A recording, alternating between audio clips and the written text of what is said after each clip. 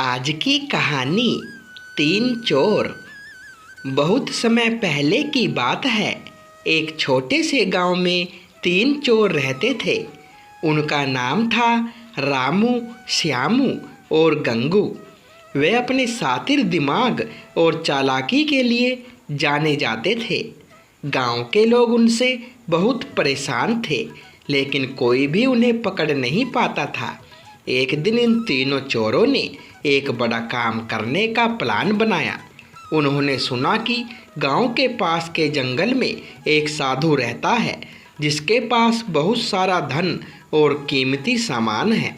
साधु अपनी तपस्या और साधना में लीन रहता था और धन की सुरक्षा के लिए बिल्कुल चिंता नहीं करता था।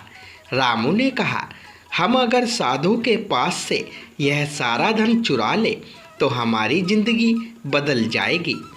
हमें कभी भी काम करने की ज़रूरत नहीं पड़ेगी।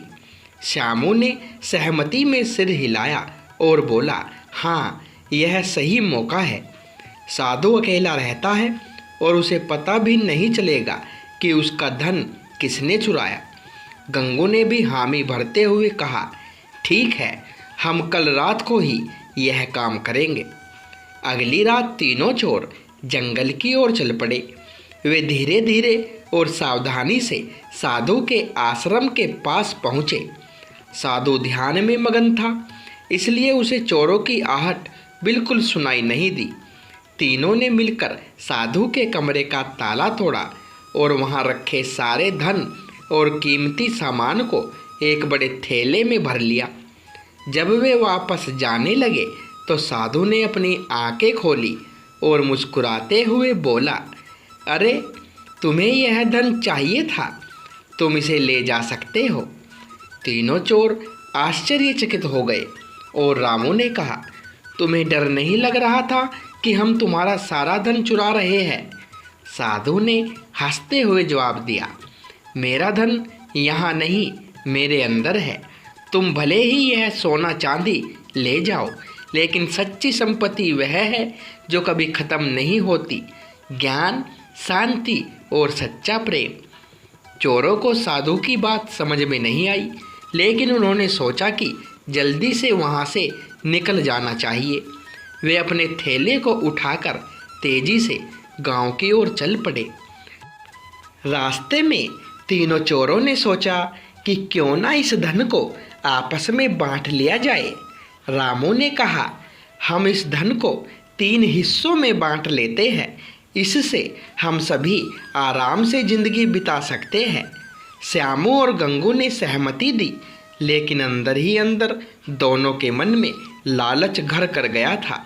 श्यामू ने गंगू से कहा, अगर हम रामू को मार दें तो धन का आधा हिस्सा हमारा हो जाएगा। गंगू ने सोचा, श्यामू सही कह रहा है। उसने श्यामू के साथ मिलकर योजना बनाई कि वे रामू को कैसे मारेंगे। दूसरी ओर रामू के मन में भी लालच आ गया था। उसने सोचा कि अगर वह श्यामू और गंगू को मार डाले तो सारा धन उसका हो जाएगा। तीनों चोर अपनी अपनी चालाकी और लालच में फंसे हुए थे। जब वे गांव के पास पहुँचे तो रामू ने कहा, मैं कुछ खाना लाने जा रहा हूँ, तुम लोग यहीं रुको। श्यामू और गंगू ने सिर हिलाया और रामू को जाते देखा। रामू ने सोचा कि वह खाने में जहर मिला देगा, जिससे श्यामू और गंगू मर जाएंगे और सारा धन उसका हो जाएगा। उसने बाजार से खाना खरीदा और उसमें जहर मिला दिया। उधर श्यामू और गंगू ने रामू को मारने की योजना बनाई।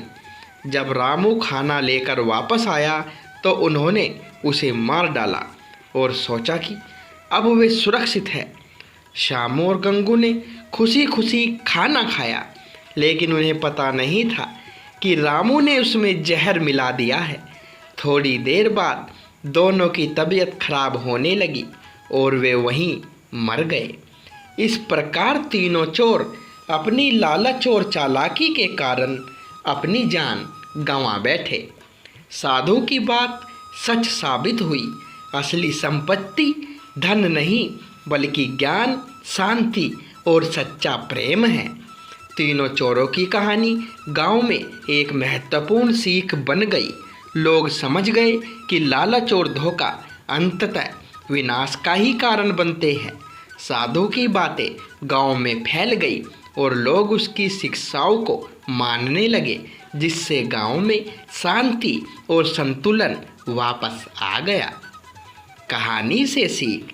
यह कहानी हमें सिखाती है कि लालच और धोखे का अंत हमेशा बुरा ही होता है। सच्ची संपत्ति वह है जो हमारे भीतर होती है। ज्ञान, शांति और सच्चा प्रेम। हमें हमेशा अपने कर्मों में ईमानदारी और सच्चाई का पालन करना चाहिए। तो दोस्तों, ये कहानी यहीं पर समाप्त हुई। कहानी अच्छी लगी हो तो वीडियो को लाइक करें, शेयर करें और चैनल पर पहली बार आए हो तो चैनल को सब्सक्राइब करें। धन्यवाद दोस्तों।